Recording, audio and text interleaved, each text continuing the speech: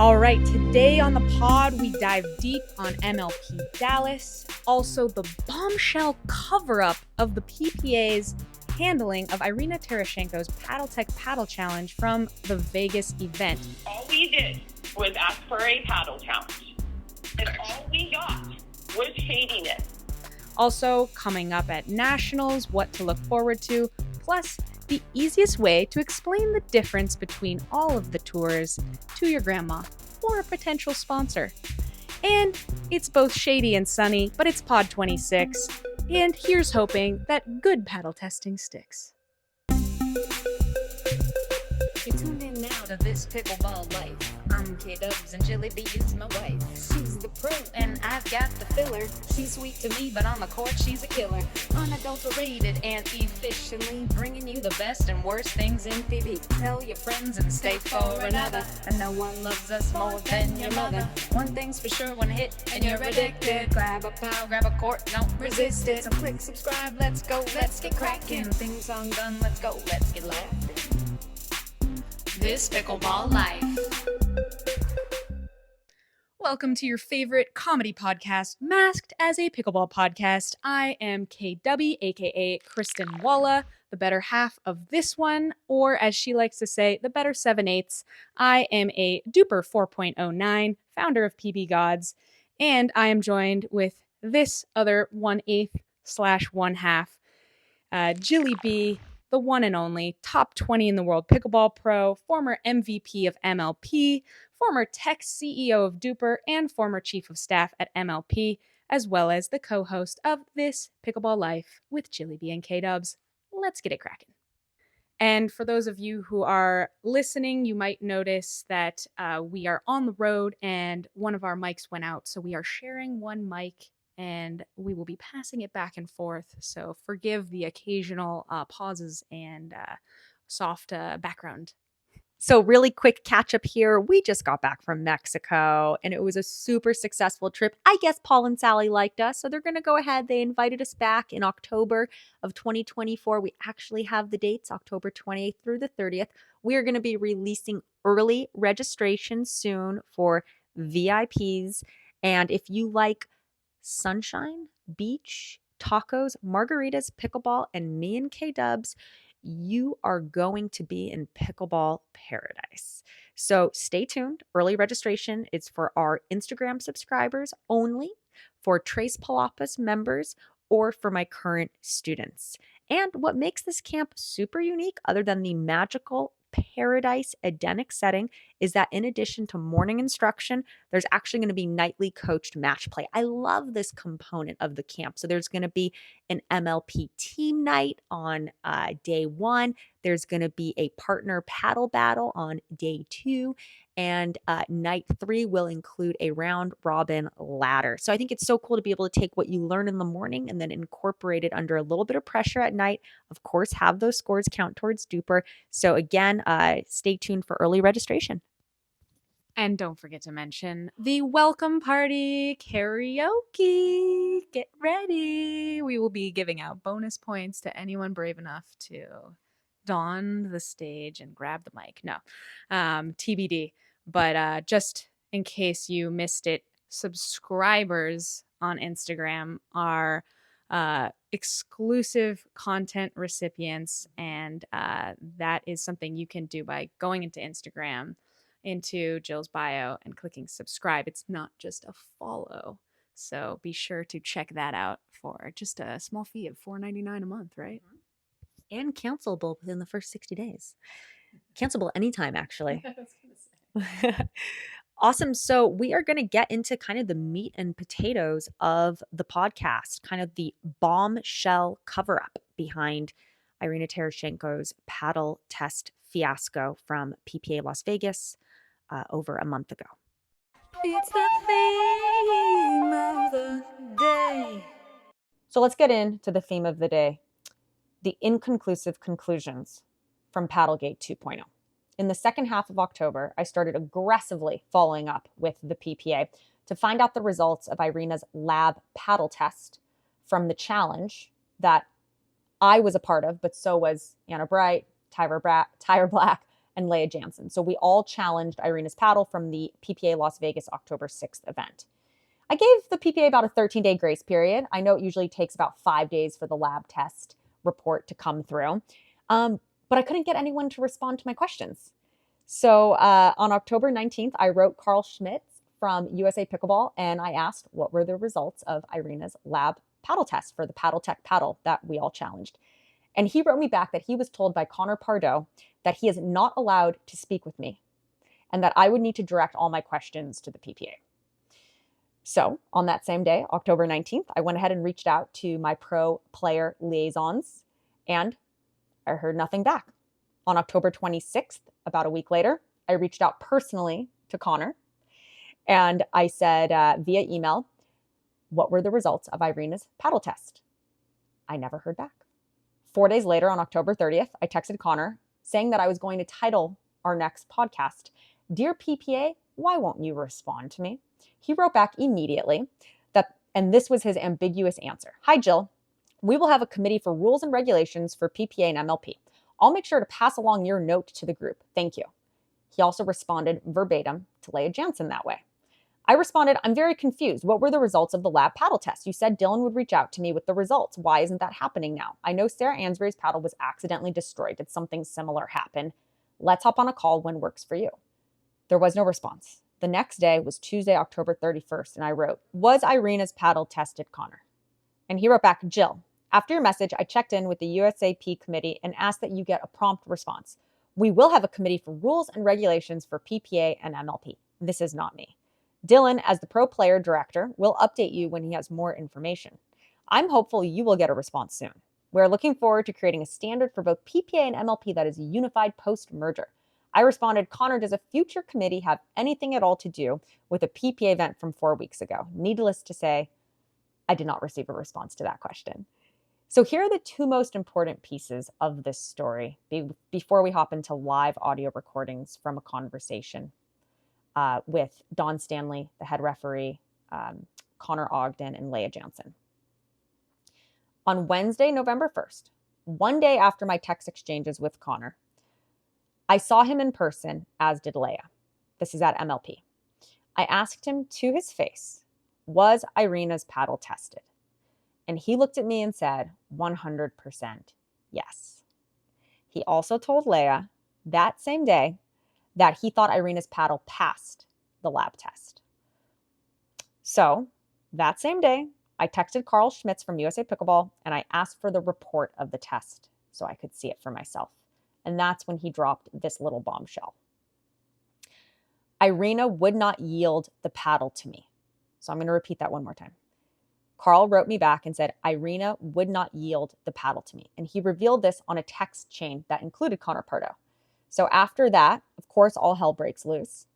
And everyone from the PPA wants to hop on a call with me and Leah to explain the situation. So here we are, 4 weeks, begging for more information, and we don't hear from anyone. But Carl reveals the simple truth that the paddle was never tested, and all of a sudden, Connor Ogden from the PPA, it's different from Connor Pardoe, Don Stanley, head referee, and they want to hop on a call and talk about, here's the story of what really happened.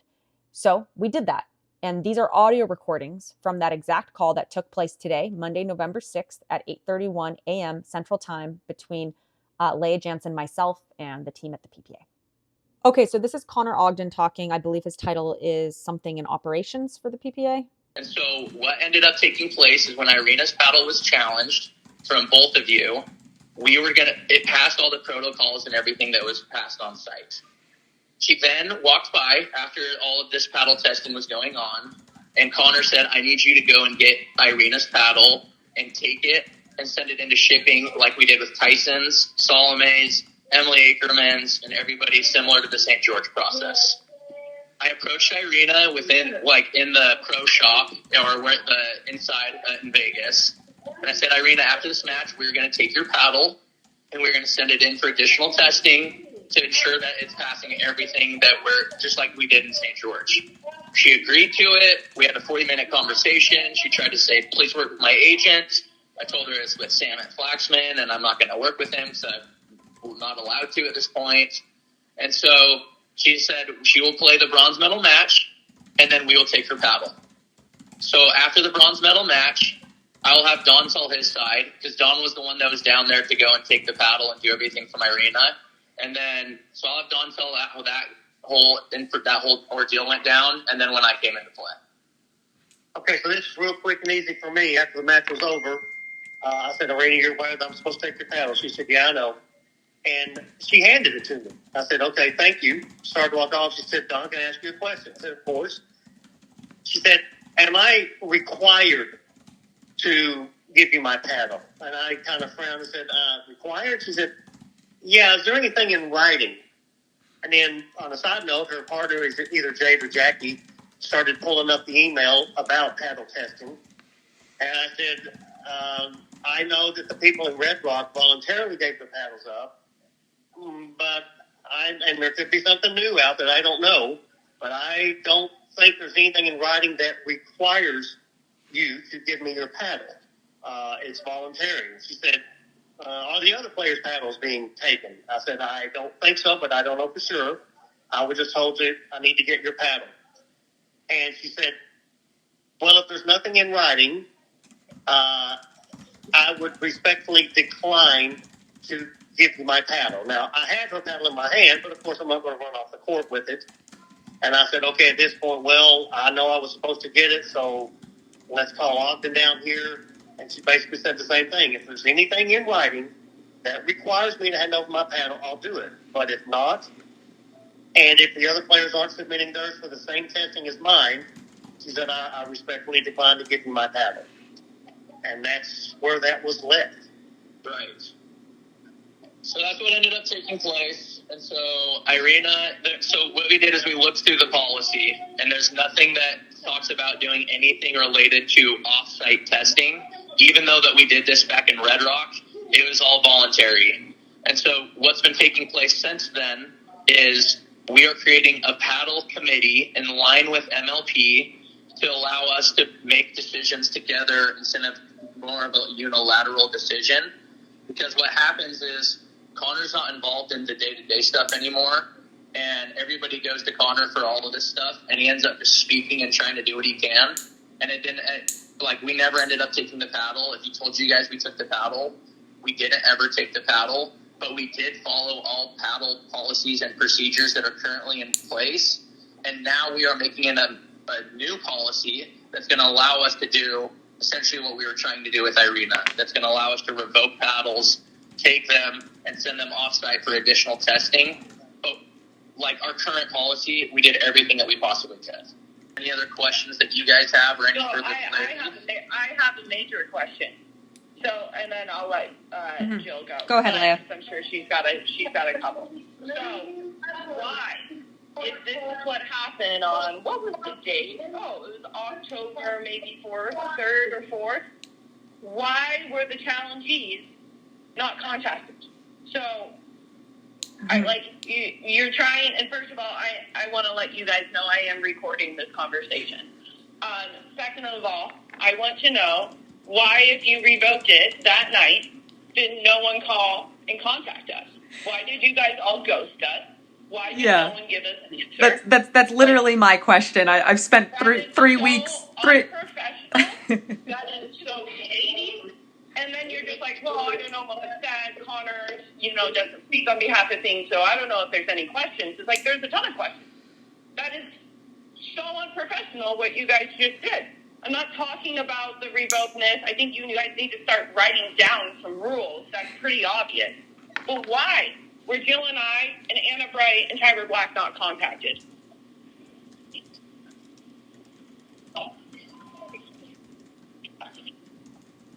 I don't have an answer for that. Well, Don, that's not good enough. Connor, Ogden, why were we not contacted? And It's more than that, but I know you cannot answer for Connor, but he legitimately said, blah, blah, blah, blah, blah, and, everything has passed. I mean, this just shows the absolute bias of Connor Pardoe. Him telling me a paddle that was not even confiscated passed. So here's Leah reiterating that Connor Pardoe told her that Irina's paddle passed, but in reality, it was never even confiscated. Let's pick back up on the recording. So what it did, Leia, is it passed every protocol and everything on site and within our current policy. Okay, you guys. Our policy's not perfect, Leia. Our policy's not perfect. That is so unprofessional. So my question is really similar. I've spent the past 3 weeks writing Connor, Pardoe, Liv, Dylan. I was told by Connor that Dylan would be reaching out with results, so I spent 3 weeks reaching out to everyone. Carl Schmitz, with no answers, totally ignored. And then I did finally hear from Carl that he was told specifically to not contact me or respond to me per Connor Pardoe. So unprofessional. So, my question is the same as Leia's. Why have we been ignored for 3 weeks when the answer was that the paddle was never confiscated? I mean, guys, I really do not have an answer for you. Again, I came into this starting yesterday. I was aware of all of this stuff taking place, but I came into this yesterday. I texted you both immediately and contacted you, and I set up a call when it worked for you, Jill. So I know that we were planning on meeting in there. I got all my facts straight, and I called you guys, and I've just been telling you what I know. I can't speak on behalf of for everybody else. I don't Connor, Ogden, speak on behalf of everybody. you were on this call because you were part of it, right? So I feel like if you last night knew, then don't just say, I came into this yesterday. You came into this from the beginning because you were the one. I agree with you. Correct. Yeah, I agree with that. I agree with that. Contradicts what you just told us. Okay, you're right. I was involved from the paddle testing. I was not involved in any of the follow-up. You're right. Okay, You're right. so who was supposed to check on the follow-up? Because that seems like a huge miss, and it seems like a huge deliberate miss.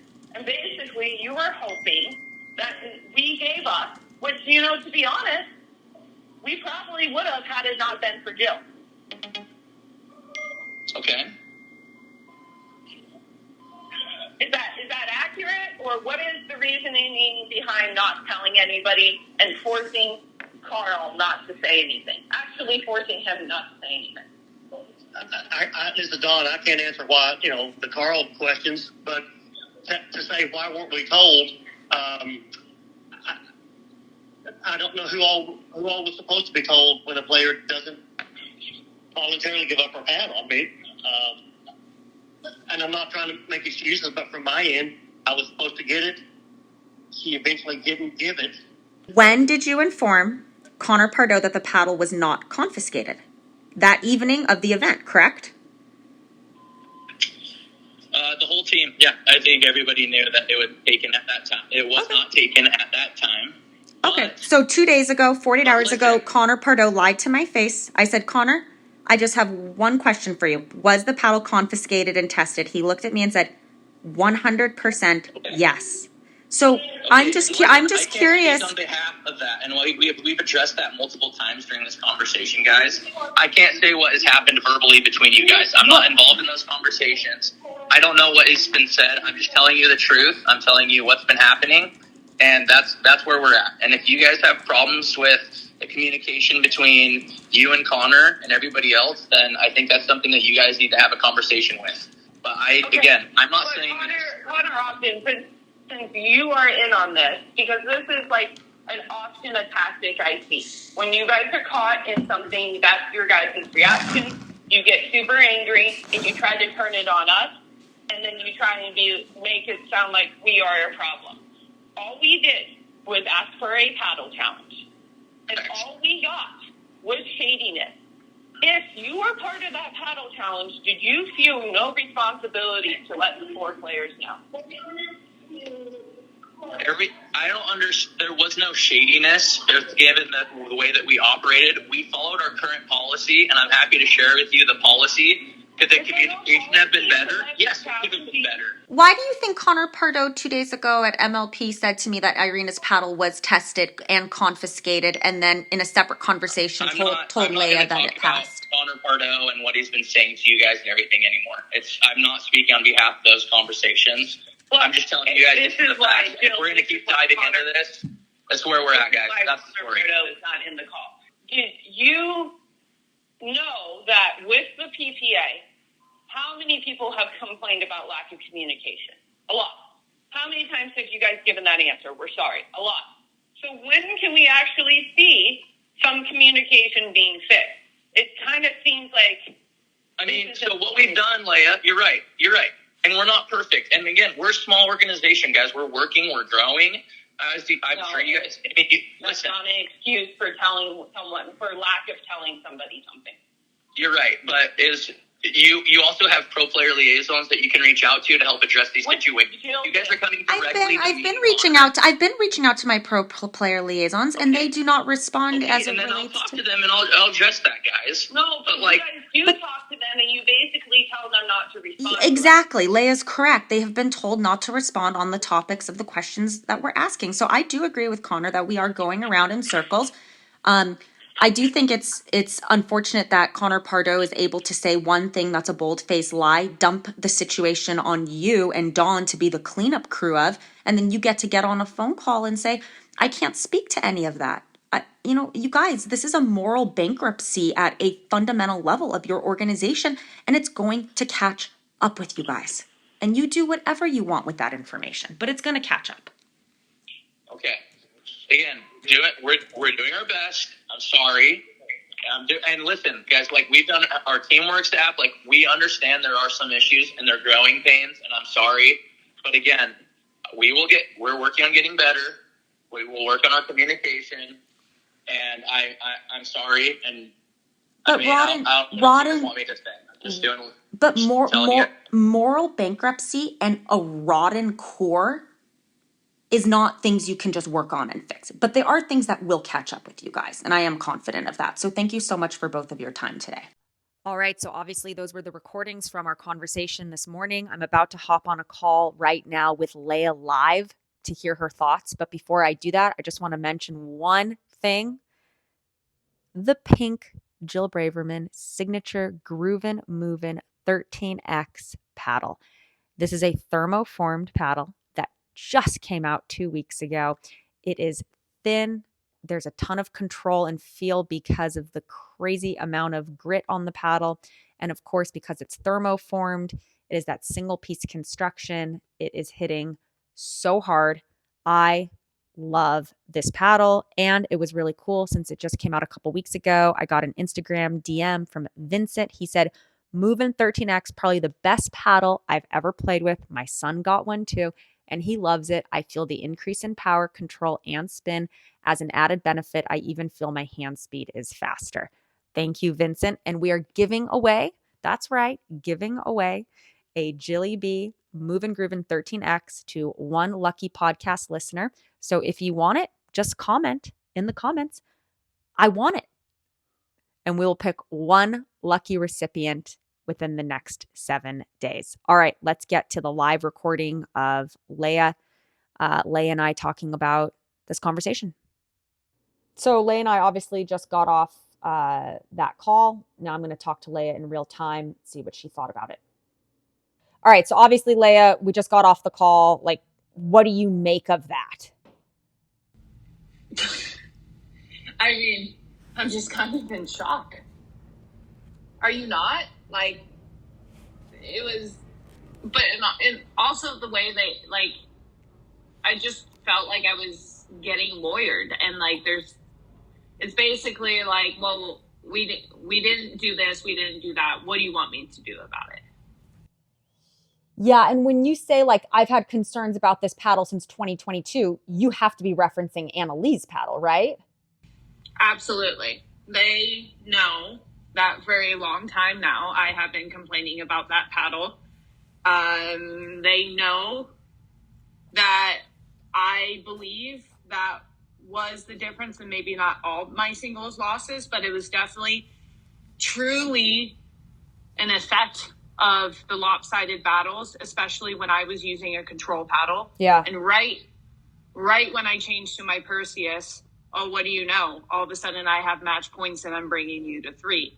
I told them, she has major upgraded technology than what I am using right now in March of 2022.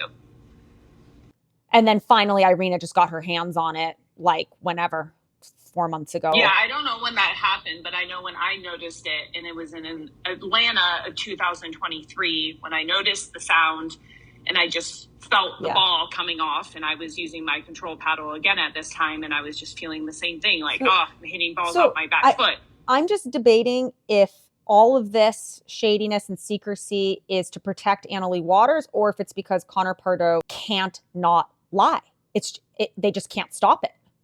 He's been known to struggle with the truth, and in my times of having to be in a professional conduct place, like if I lied at my accounting job, then I found repercussions. So how freely he lies, obviously he just feels comfortable doing it.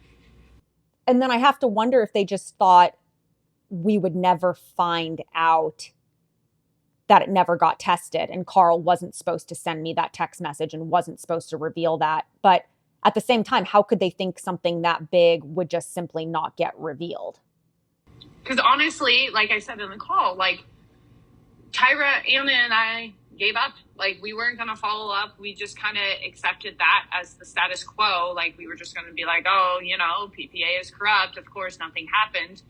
But the fact that you kept going, kept the fire alive. And I don't think they really, truly expected that. They just expected it to go away, much like all the other stuff.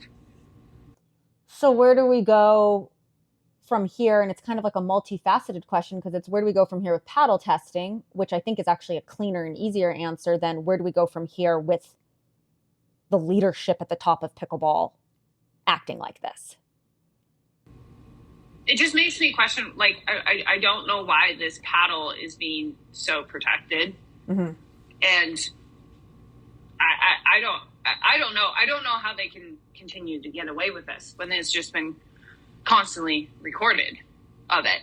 And, like through this merger, I was hoping this stuff would be cleaned up. This is why everybody left PPA. Was concerns like this. Yeah.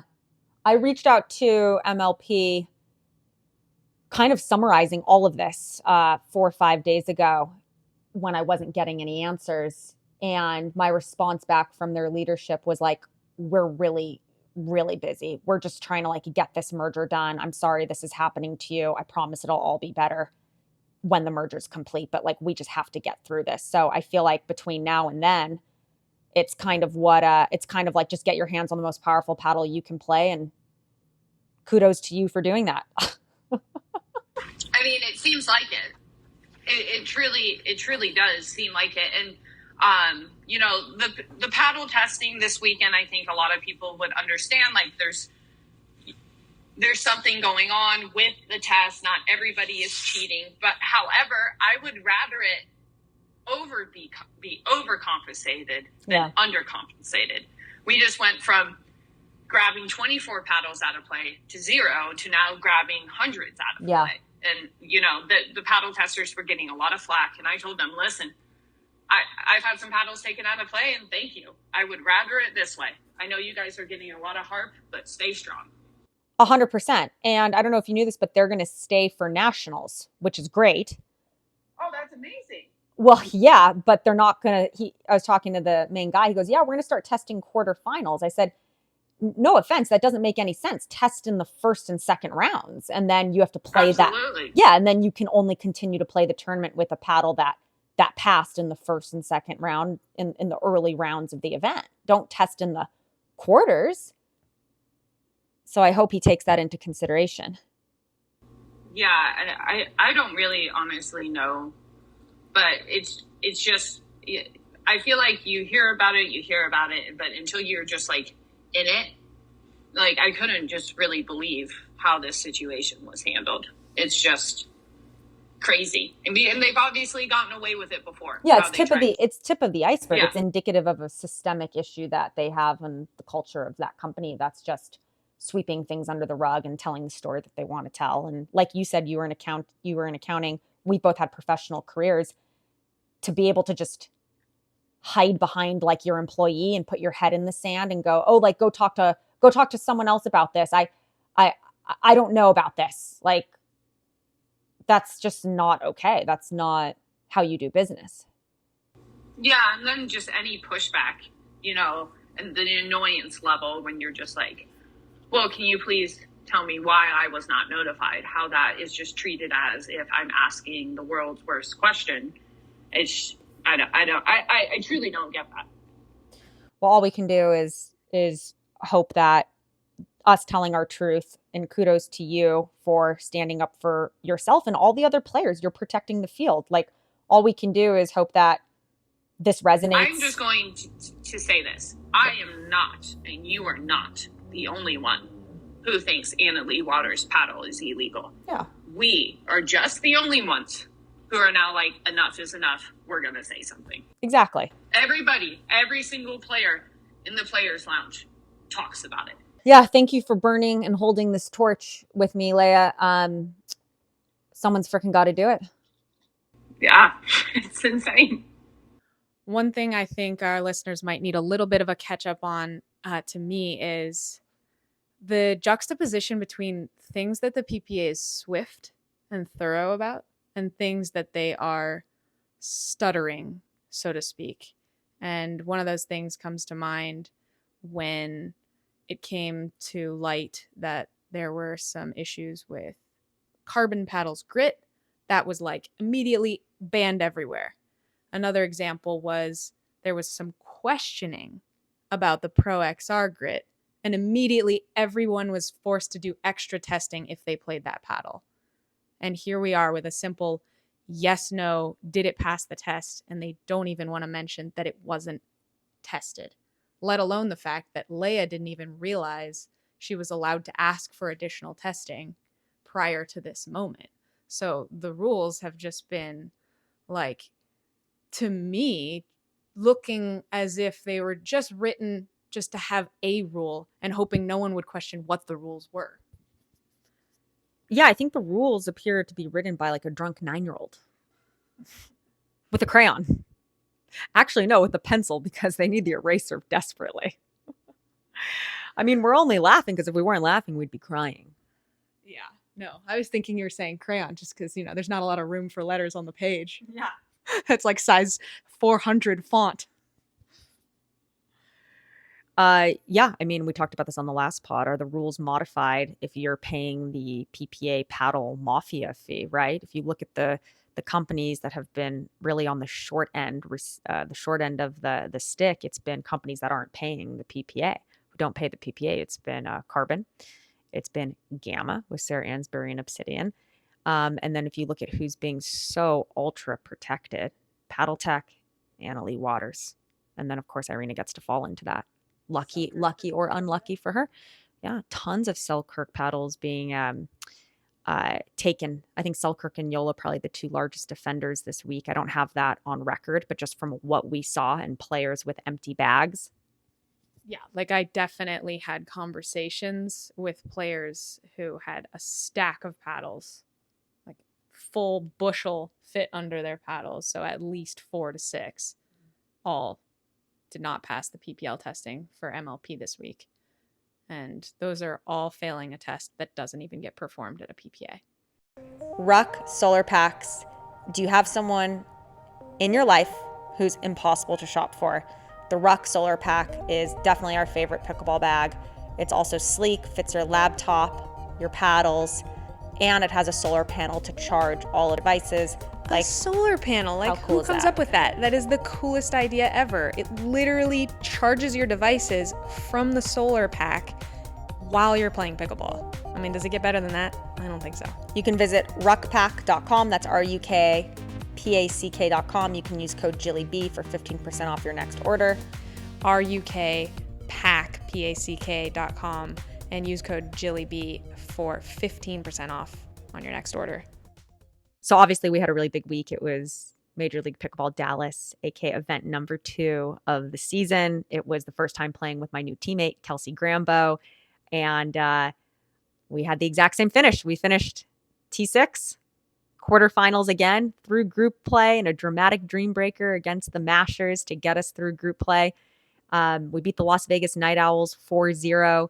Then we beat, I don't even remember. Help me. I'm dying. LA Mad Drops. Oh, we lost to the LA Mad Drops. So we had to beat the mashers, and we did it in dramatic fashion.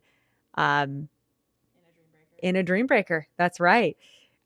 So it was just like a really interesting event. I felt like the vibe, pun intended, was kind of weird. What did you take of the vibe? Yeah, I mean, obviously the big kind of difference, if you will, was that none of this was meant to be in Dallas until about 2 weeks ago, 3 weeks ago. It was all supposed to be in, unfortunately for us, our backyard, Southern California. And they moved it to Dallas to cut costs, to piggyback on the fact that Nationals was here. And so because of that, there's like construction for Nationals going on the entire time. We're doing MLP. There's a conflict of which sponsors banners should be up and when, and two teams of event coordinators trying to kind of simultaneously do-si-do around each other. And not to mention all of that overshadowing Steve being gone and the idea of will we or won't we San Clemente. We're supposed to have our 6th event of this year in San Clemente, and there's a lot of people asking whether or not it will happen at all. So not to mention, again, the other factor of what does this season even mean, which is one of the saddest things and most frustrating things for me, because, obviously we all want to win everything at all times, but putting that extra meaning on every point in every game matters. Trying to fight your way into the top for something. I mean, at least determine draft order based on your final standings or something to make challenger and premier both mean something, and both, kind of rewarding all the research and hours people put into their drafting and their shuffle drafting and, supporting their teams. Yeah, going into 2024, obviously there's going to be, from what we've heard, no challenger, no premier, just 24 teams. I think it's 4 regions of 6 teams, or six regions of 4 teams. I'm dyslexic. Give me a break. I don't do public math. Okay. And to your point, it's like, how can we have created some form of meaning these last couple events, this last season, where it bleeds into next year? So yeah, it was a strange vibe. I mean, I felt like the PPA in some ways was like trying to sabotage MLP, frankly. Like center court, grandstand court weren't even ready when there were supposed to be practice matches and practice court time on them. The lines weren't even painted. Like it was just, I don't know, it's kind of a mess. And I think we should talk about like the actual event, right? So we had Kelsey Grambo, brand new to the team, such a breath of fresh air. Kyle played super, super clean. Jaume was his normal, crazy, amazing, talented self. And I finished 11th in the standings. I do feel like I'm getting better and more confident on the right side. I think we learned the most important lesson ever for us this MLP, which is, yeah, I need you to be my coach. You need to be the Athena to my Catherine, babe. And I probably had one of like the toughest personal and professional moments of my life in this MLP, which was losing a dream breaker up match point to get us into the semifinals against the Frisco Pandas. It was 21-20 on serve on my paddle against Martina Frantova from the Pandas. And I look at Jaume and I go, how should I serve this? And I thought he was going to say, well, serve it big to her backhand inside out because I'm on the outside. And he goes, I don't know, just get it over. And you yelled, let it fly. And I was like, I should just get it over. She's tight. She'll probably miss it. And of course, she hits like this bomb return that I can barely get back. And then she swings at a forehand and hits the tape. And it does go over. I barely get to. I don't get it over. And before that, Kyle Yates had match point on our team. Ryler DeHart hit the top of the net. Looked like it wasn't going to go over and drizzled over. So, I can't blame myself, but at the same time, you're team captain, you get the ball on match point and you want to finish it. And I don't think I slept for 3 nights after that, just watching it over and over, trying to figure out what I could have done different. And, as athletes, you rarely draw up how you want to lose. Like you never think about losing, but I think I need to start thinking about that. Like I was talking to Connor Garnett and I said, in these moments, maybe I should go in prepared with like, hey, if you're going to lose, how do you want that to happen? How do you want it to look like? Do you want it to be because you tried to bomb a serve? Do you want it to be because you tried to hit the most perfect passing shot. Like, what's going to help you sleep better? Well, I don't know if I would phrase it that way. As the resident sports psychologist, I would say that what you're really trying to describe is what kind of way is worth the risk. What kind of shot do you want to take? Are you going to shoot for the buzzer, or are you going to, hope not to miss? And you want to take those swings. You want to swing with conviction is really what you're saying. Well, I mean, I'll give you another example. So after I lost that point, it was tied, and then I missed at 21-21 a return out. Am I okay with that because I went for it and I missed it out versus in the net? Like, what are the misses? What are the decisions you can live with that won't haunt you and keep you up at night? When I was talking to Danny Werfel, a Heisman Trophy winner and 7-year NFL career player in the NFL, he's an amazing pickleball player. He has the Werfel Foundation that does the pickleball. Thank you. He summed it up for me nicely when we were talking about this, and he said, "Yeah, that's sports." And it's kind of what you said. You said there's a winner and there's a loser. It's just that in the 3 of the 4 Dream Breakers I've been a part of, I've won 2 on my paddle and I've won 3, period. And I just kept feeling like I was in a bad dream. And then I thought about all the players I respect so much in MLP. I've seen each one of them lose Dream Breakers for their team. Like, I guess you just play enough and it happens. So, I gotta get over it and move on. Yeah, I hate to be cliche here, but there's a reason they call it a dream breaker. They're designed to be heartbreaking and dramatic. And, it just goes back to all the complaints people may or may not have about the scoring system and, how it comes down to points and pool play and matchups and winning the toss. Like, the whole point of MLP is to make matches artificially closer and more dramatic and more heartbreaking and the other side of it. We also watched Megan Dizon get whacked in the head by her own partner, Jansen, take a 15-minute break, ice her head, and then be forced with the question of, should I play the end of this match and force a dream breaker that we go to, or do I put in a sub and then if we win, I don't even get to play tomorrow? There are lots of those decisions at every level that happen at MLP, and some are more dramatic than others. Yeah, and Corey, our general manager, who's just awesome, of the New York Hustlers, when we were doing a post-mortem on this, he was kind of like, look, there's nothing to talk about. I'll equate it to basketball. We had a play, we drew it up, we took the shot, and we missed it. But we wouldn't have done anything different. It's just, I'm team captain, I had the ball in my hand, and I didn't execute. It is what it is. And honestly makes me really, really hungry for the next event. Like, starving to actually draw up the exact same situation. Like, I want it now. Like, I want it so bad. Yeah. And I don't know if this is worth mentioning, but in the lead up to MLB, coincidentally, they had a practice match against Frisco. And at the end of it, they were like, hey, does anyone want to do a Dream Breaker? And like, Frisco didn't even want to play you guys in a pretend Dream Breaker because they were so like salty at all the Dream Breakers they had lost. And I'm not trying to throw their talent under the bus whatsoever. I think all of them have some amazing talent. Bobby, Andre, especially, they were basically undefeated as a mixed team. But like their attitude was like, oh God, we don't want to play you guys in a Dream Breaker. Point being that you go up against the Pandas 100 times, you're probably beating them over 90. I know. And that's sports. There are upsets, and they're part of why we are such a country and such a world nutty for the drama of sports. And here we are. And it's painful because you care. And that's all there is to it. If it was a breeze and you just waltzed over every team, it'd kind of like not be fun.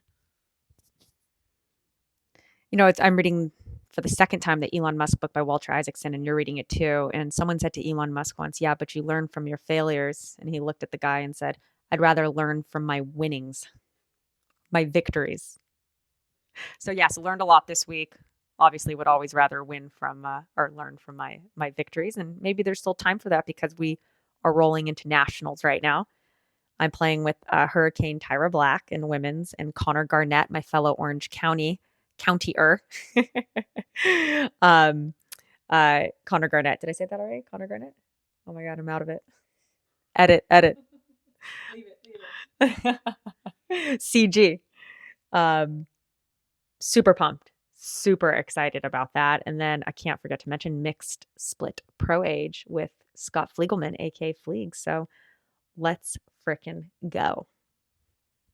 For those of you who may not know Scott Fliegelman, if you follow Jill on Instagram, which hopefully all of you do already, you'll catch him a little bit in the background of a bunch of the indoor instruction clips you see Jill doing. He's one of the people who joined us on our trip to Israel, and he is just a gem of a human, and I'm super excited because split age is my favorite.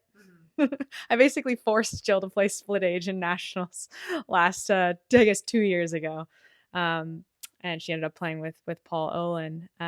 But that will start for us tomorrow, for you probably yesterday, listeners. But let's see how fast I get this pod out. But I'm excited to have nationals here back to back. We're already here. We didn't have to do more travel. Obviously, I'm excited for Scott and for Connor and for Tyra. And to have a little bit of that redemption.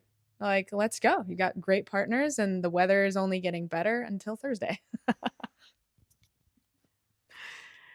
Love that. We were talking to a gentleman who's part of Caffeine TV, and he was like, yeah, I've been chatting with the MLP, the PPA, the APP, and frankly, I'm just getting them all confused. So Kristin and I have a really simple way for everyone at home to understand the differences and to be able to explain it yourself to other people who are confused. Kristin, you want to walk us through that? Yes. So I think we could do a little role playing here. Why don't you be the potential sponsor and I will be the entity? Okay. So we'll start with MLP. So obviously we're looking to deploy some capital this year. Can you tell me a little bit about Major League Pickleball?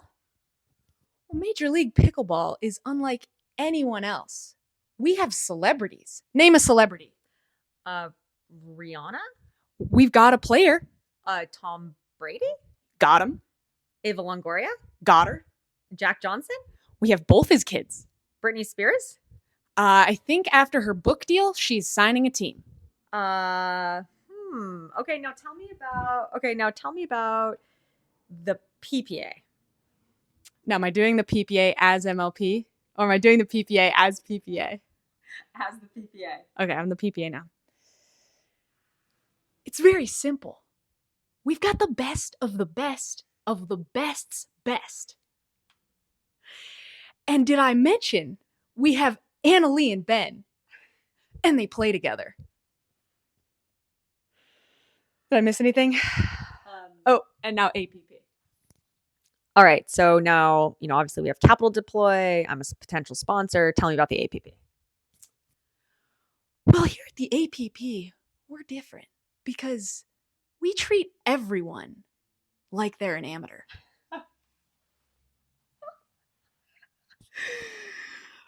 I think you forgot to mention, and we're on ESPN, but we don't stream on Fridays. Sometimes not Saturdays either. No, tell me about USA Pickleball. Hey, we're just neutral here. We're just upstanding the rules. We just tell people, which paddles to stamp, and hopefully someone will help us out with nationals every now and then. Who is USAP to you? USAP to me is we have the biggest event. We're trying to drive the bus, but we have a blindfold on. I don't know. They are fly on the wall. Very confused fly on the wall. Oh, wait. And then there's the Minto US Open. Where does that fit in?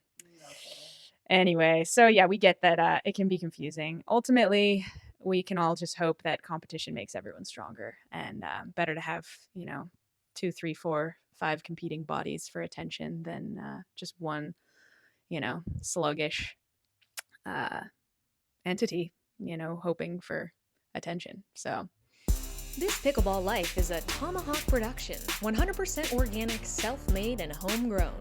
Music by K-Dubs, editing by K-Dubs and Jilly B. Check out pbgods.com and use code PBLifers for 10% off your next order. Do you have a question for Jilly B? Email us at thispblife@gmail.com to be included in future episodes. Don't forget to click subscribe. This Pickleball Life.